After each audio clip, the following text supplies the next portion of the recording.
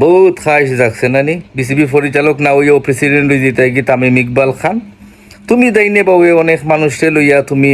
করায় যে ফারুকরে যে প্রক্রিয়া মানে হরানি হয়েছে বিসিবি প্রেসিডেন্ট কি এটা তোমার বালা লাগছে না এই প্রক্রিয়ায় তার ন্যূনতম সম্মানবোধ পাওয়া উচিত ছিল এই প্রক্রিয়া তুমি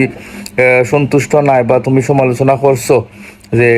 ফারুকরে ন্যূনতম আর একটু সম্মান দেয় হরানি উচিত আছিল তুমি যে বুলবুল ডে লইয়া যা ইচ্ছা তা সমালোচনা করায়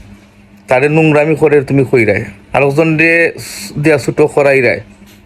এটা বড় বিষয় ফারুক বালা কথা খুবই সুন্দর কথা কইছো যে তার ন্যূনতম সম্মান বইতে বিদা করা উচিত প্রক্রিয়াটা ভালো লাগছে না ভেরি গুড কিন্তু তুমি আটুর সম্মান সে লইয়া যে বুলবুল ডে নিয়ে যে এরকম সমালোচনা করায় এটা কি যৌক্তিক নেতা হওয়ার শখ জাগছে তোমার যে শখ জাগছিল তামিম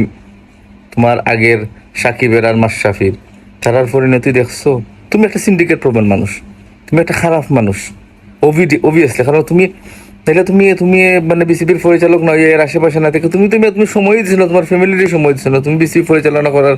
বিষয় কিতা বুঝবা আগে এর আশেপাশে থাকো অভিজ্ঞতা অর্জন করার পরে সভাপতি ও সম্মান অর্জন করবা যোগ্যতা অর্জন করবা এরপরে সভাপতি হোক ফারুক আহমেদ অপমান করা হয়েছে এরকম প্রত্যেকে রয়ে গেছে কিন্তু বুলবুলে যে তুমি অপমান করা এটা মাথায় যখন ফুক ধরে তখন মানুষে বুঝে না অবশ্যই তুমি বুঝবা যখন অপমানিত লাঞ্ছিত কইবা তুমি যার লোক ধরছো যারা লোক ধরছো তারা কোনো খালে ভালো মানুষ আছিল না